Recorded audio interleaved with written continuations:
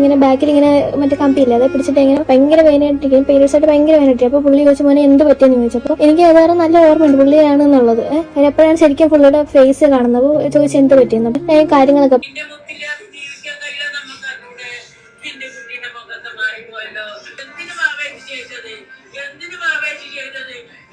Hello guys, welcome, വണക്കം.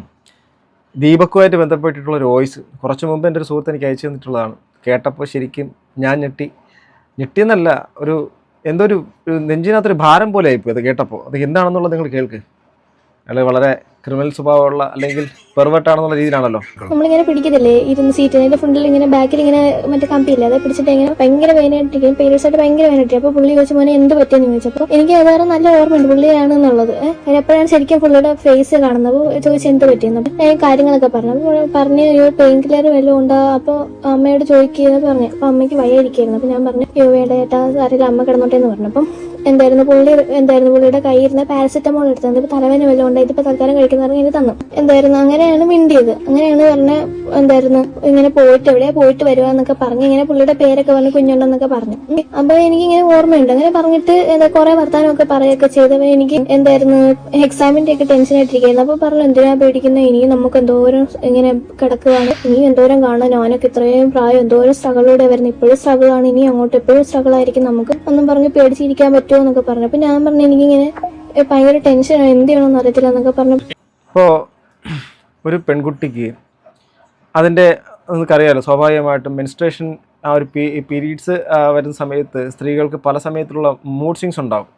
അപ്പം ആ സമയത്ത് പലതരത്തിലുള്ള ഫ്രസ്ട്രേഷൻസ്, ഇറിറ്റേഷൻസ്, ചെറിയ ഭയങ്കര ബുദ്ധിമുട്ടുണ്ടാകും സ്ത്രീകൾക്ക് പെട്ടെന്ന് റിലേറ്റ് ചെയ്യാൻ വേണ്ടിയിട്ട് പറ്റും. ഞാനൊക്കെ വായിച്ചറിഞ്ഞ അറിവുകളും മറ്റു പല ആൾക്കാർ പറഞ്ഞ് കേട്ട അനുഭവങ്ങളും മാത്രമേ എനിക്ക് പറയാൻ കഴിയുള്ളൂ. അത് അനുഭവിക്കുന്നവർക്ക് എല്ലാവർക്കും, അല്ലാതെ മറ്റാർക്കും അതിനെക്കുറിച്ച് അഭിപ്രായം പറയാൻ കഴിയത്തില്ല എന്ന് വിശ്വസിക്കുന്ന ഒരാളാണ് ഞാൻ. പക്ഷേ ഇവിടെ കേൾക്കുന്ന പെൺകുട്ടി ഇദ്ദേഹത്തിനോട് കുറച്ച് നാളിന് മുമ്പ് ഇദ്ദേഹത്തിനെ കണ്ടപ്പോൾ, പരിചയപ്പെട്ടപ്പോൾ അദ്ദേഹം ആ ഒരു പെൺകുട്ടി വല്ലാത്തൊരവസ്ഥ ഇരിക്കുകയും പരീക്ഷ പേടിയടക്കം മറ്റു പല കാര്യങ്ങളും, ഭയങ്കരമായിട്ടുള്ള മൂഡ് സ്വിങ്സും അല്ലാതെ മെൻസ്ട്രേഷൻ പീരീഡ്സിൻ്റെതുമായിട്ട് ബന്ധപ്പെട്ട് തലവേദനയും മറ്റുള്ള പല കാര്യങ്ങളൊക്കെ ഉണ്ടായ സമയത്ത് അദ്ദേഹം ആ കുട്ടിയെ കെയർ ചെയ്തതും ആ കുട്ടിയോട് ഈ മുന്നോട്ട് ഒരുപാട് പോകാനുണ്ട്, നീ എന്തിനാ ഭയന്ന് പേടിച്ച് വിറച്ചിരിക്കുന്നത് എന്നതടക്കമുള്ള കാര്യങ്ങൾ ആ സംസാരിക്കുന്നതിൻ്റെ വോയിസിൻ്റെ ഒരു ചെറിയൊരു ഭാഗമാണ് നിങ്ങളിപ്പോൾ കേട്ടത്. നിങ്ങളൊരു കാര്യം മനസ്സിലാക്കണം, ഇതിനകത്ത് എനിക്ക് എന്താ പറയുമ്പോൾ എനിക്കത് എങ്ങനെയാണ് എനിക്ക് പറഞ്ഞ് ഫലിപ്പിക്കാൻ പറ്റുമെന്ന് എനിക്കറിയത്തില്ല. ഈ ലോകത്ത് ജീവിക്കാൻ ഒരാൾക്ക് താല്പര്യമുണ്ടായിരുന്ന ഒരാളുടെ അവകാശത്തിനെയാണ് കൊന്നുകളഞ്ഞേക്കുന്നത്, ആ വ്യക്തിയല്ല. ആ വ്യക്തിയുടെ വീട്ടിൽ ഞാൻ ഇന്ന് രാവിലെ സത്യം പറഞ്ഞ രാവിലെ ഉറക്കം എണീച്ചിട്ട് നമുക്കറിയില്ലല്ലോ, എന്തൊരു ഫീൽ ചെയ്യുമല്ലോ, എന്താണ് എനിക്കും അറിയത്തില്ല. രാവിലെ എണീറ്റത് മുതൽ എൻ്റെ മുഖം ഒരു മ്ലാനമായിരിക്കുന്നു, എനിക്കൊന്നും അറിയത്തൊന്നുമില്ല. അതിനുശേഷം നേരെ ഈ ഇൻസ്റ്റാഗ്രാം, യൂട്യൂബ് അതൊക്കെ എടുത്ത് നോക്കിയ സമയത്ത് ഇത് തന്നെ വീഡിയോ. അതിനകത്ത് വന്ന അടുത്ത കാഴ്ച എന്ന് വെച്ചാൽ ആ അച്ഛൻ്റെ അമ്മയുടെയും ഒരേ ഒരു മകനാണ് ഇദ്ദേഹം എന്നുള്ളതാണ്. ഇദ്ദേഹത്തിനൊരു മകളും ഉണ്ടെന്നുള്ള കാര്യം മനസ്സിലാക്കുന്നു, അദ്ദേഹം ഒരു ഡിവോഴ്സി ആണെന്നുള്ള കാര്യം മനസ്സിലാക്കുന്നു. ചുറ്റുപാടും അദ്ദേഹത്തിന് അറിയുന്നവർ, സുഹൃത്തുക്കൾ എല്ലാവരും ഒറ്റക്കെട്ടായിട്ട് പറയുന്നൊരു കാര്യം എന്ന് വെച്ചാൽ എന്ത് നല്ലൊരു മനുഷ്യനാണ് എന്നുള്ള കാര്യമാണ്. അത്രയും നല്ലൊരു വ്യക്തി ഈ സമൂഹത്തിൽ നിന്നും അടർത്തി മാറ്റപ്പെട്ടു എന്നുള്ളതാണ്. നമ്മളെല്ലാവരും ഇപ്പം പറയും ദുഷ്ടനെ പന പോലെ വളർത്തുന്നുള്ള കാര്യം നമ്മൾ പറയുമല്ലോ. ഇതുമായിട്ട് ബന്ധപ്പെട്ടുള്ള ഒരു സ്ത്രീ ഈ ഒരു ഇദ്ദേഹത്തിന് പെടുത്താൻ വേണ്ടിയിട്ട് അല്ലെങ്കിൽ വളരെ താൽക്കാലികമായിട്ട് ക്ഷണികമായിട്ടുള്ള റീച്ചിന് വേണ്ടി ശ്രമിച്ച ആ സ്ത്രീയുടെ 10,000-11,000-ലധികം ഫോളോവേഴ്സ് കയറുകയും, കാരണം അവിടെയും സപ്പോർട്ട് ചെയ്യാൻ ആൾക്കാരുണ്ടെന്നുള്ളതാണ്. അപ്പോൾ അതെല്ലാം ചെയ്ത് സപ്പോർട്ടൊക്കെ കയറി വന്ന ആ ഒരു പേജടക്കം ഇന്നലെ കാണാനില്ല. ഇനി നിങ്ങൾക്ക് ഞാൻ ഒരു കാഴ്ചയോടെ കാണിച്ചു തരാം.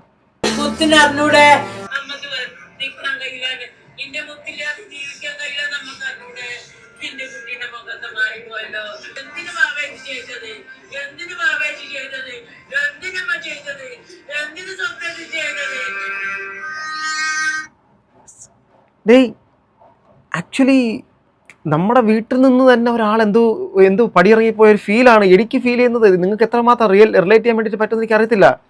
ആ അച്ഛൻ, അമ്മ, ഇതിനകത്ത് ഞാനൊരു കമൻറ്റ് ഇട്ട കമൻറ്റിൻ്റെ ശ്രേഷ്ഠതയൊന്നുമല്ല, ഞാനിട്ട കമൻറ്റ് ഇതാണ്: ആ മാതാപിതാക്കളെ ഇരുട്ടിലേക്ക് തള്ളിയവളെ നിനക്ക് കാലം മറുപടി നൽകും.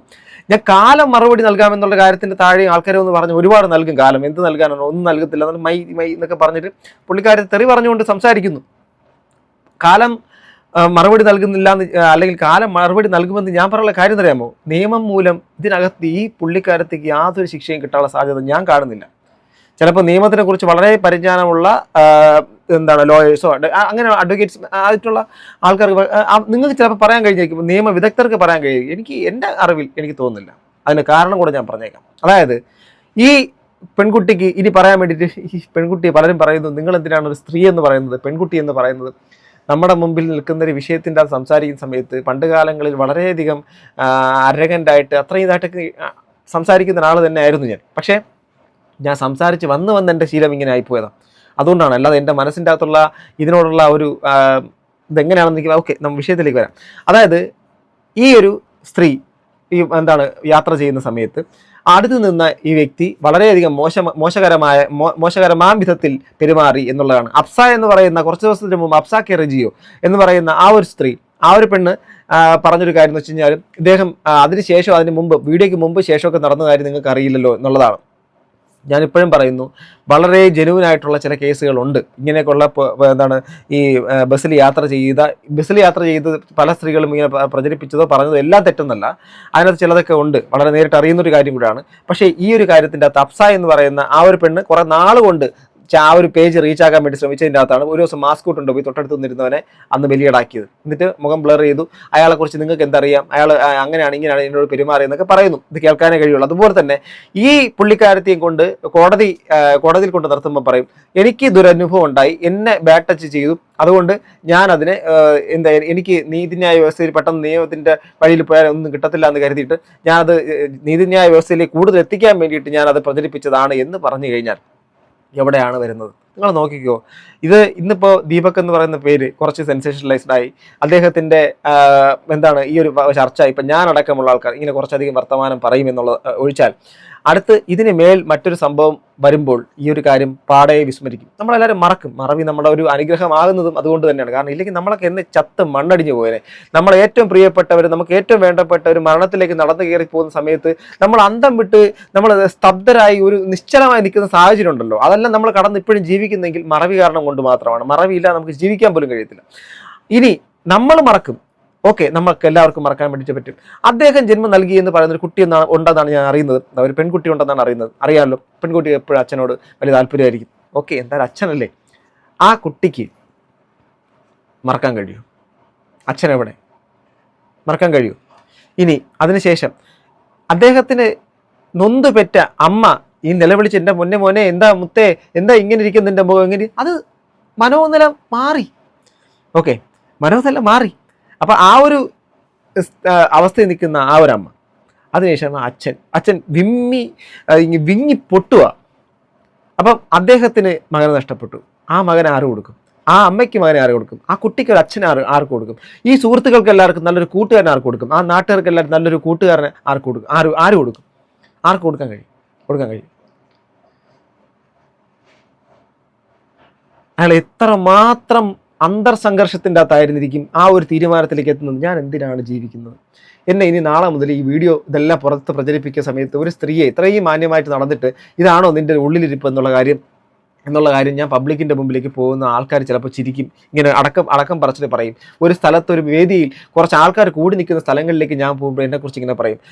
മനസ്സിലാക്കാൻ കഴിയുന്നത് ഇദ്ദേഹം ഒരു ഇൻട്രോവേർട്ടിനെ പോലെ പെരുമാറുന്ന ഒരാളാണ്. അധികം ആൾക്കാരോട് അധികം വലിയ അടുത്ത് പെരുമാറാൻ ഇഴകിച്ചേരാൻ താല്പര്യപ്പെടാത്ത ഒരാളെന്നാണ്.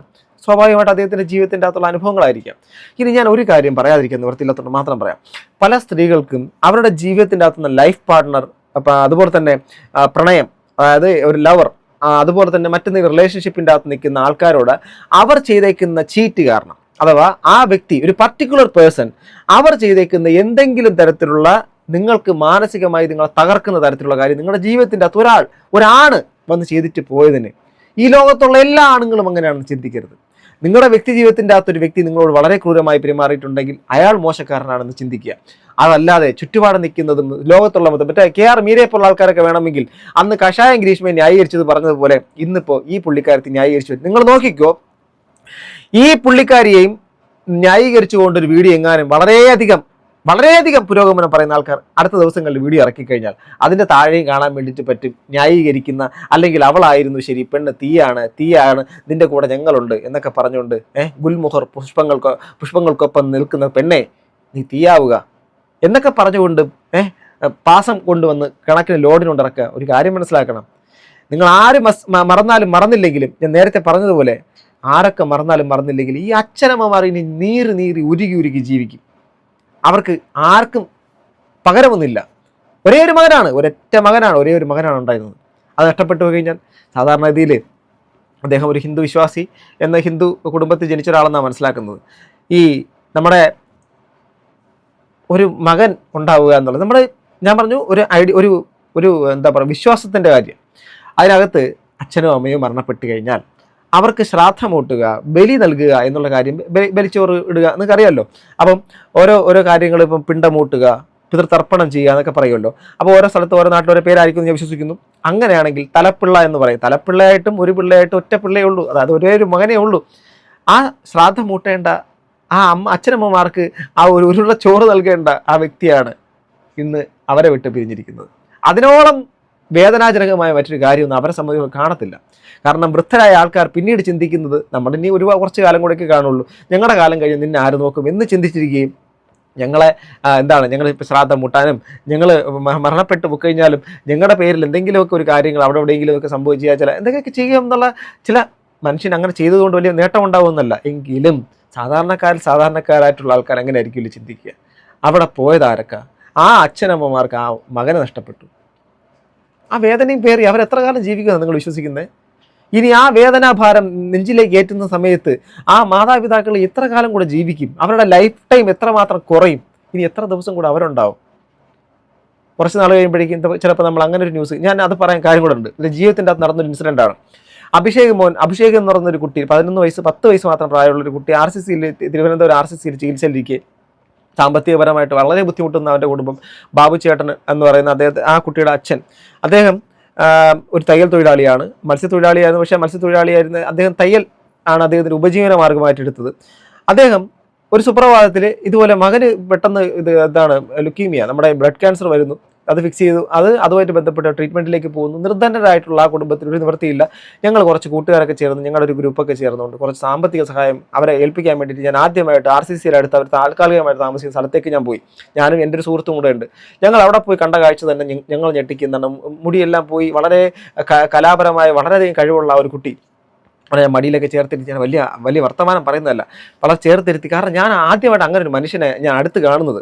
അപ്പോൾ ഞാൻ അങ്ങനെ ഒരു സംഭവം ഇപ്പോൾ കുറേ കാലം കൊണ്ട് വളർത്തിയ മുടി എന്തേ വെട്ടിക്കളഞ്ഞു എന്നുള്ള ചോദ്യത്തിന് കുറേ കാലം കൊണ്ട് ഞാൻ ആർക്ക് മറുപടി കൊടുക്കാതിരുന്നത്. ഞാൻ മുടി വളർത്തിയത് പോലും ഞാൻ ആ കുട്ടിയുടെ ആ ഒരു മുടി തലയിൽ ഇല്ലാത്തത് കണ്ടിട്ട് മാത്രമാണ്.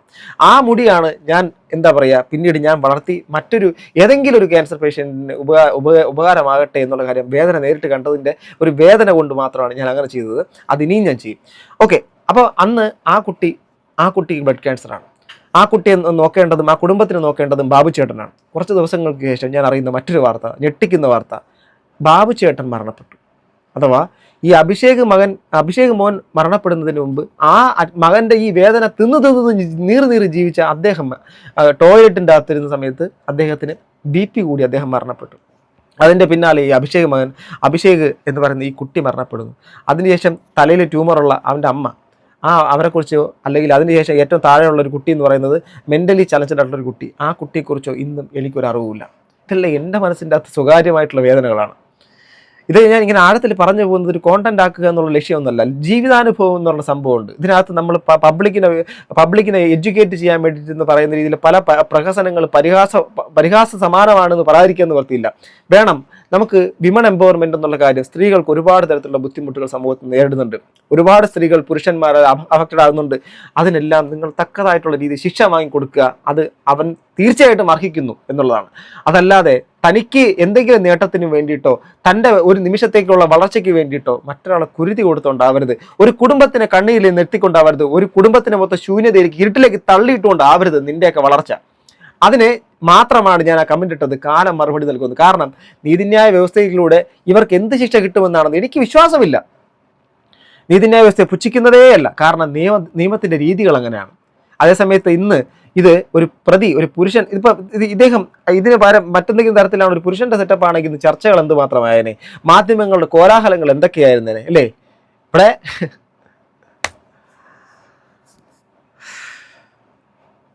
അമ്മ